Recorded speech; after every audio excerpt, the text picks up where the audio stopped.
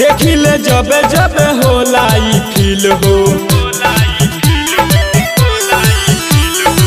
तोहरे पर आइल बाटे सुन दिल हो।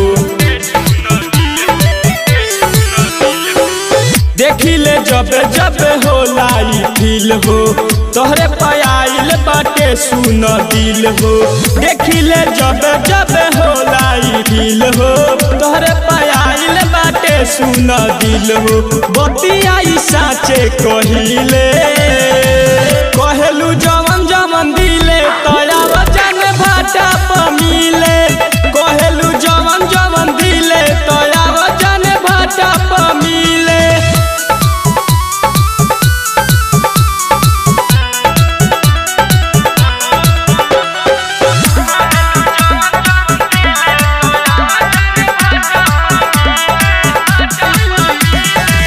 नैना के बान हमरा दिलवा में लागल देखी के रूप तोहर भइनी हम पागल।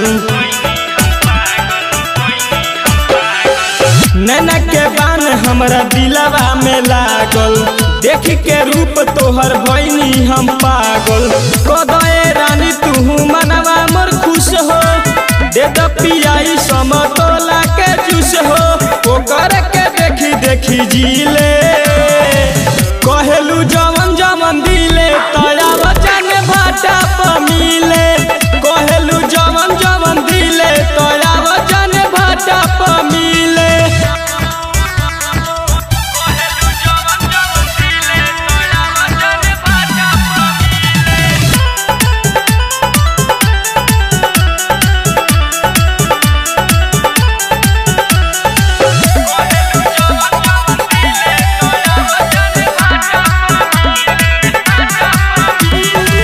चंदन सोनू के बतिया मानी बन जा तू हमारा दिलवा के रानी।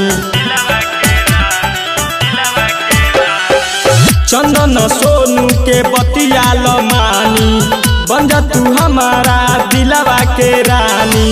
हमरा के मजा गोरी द भरपूर हो काहे रहेलू हमरा से दूर हो।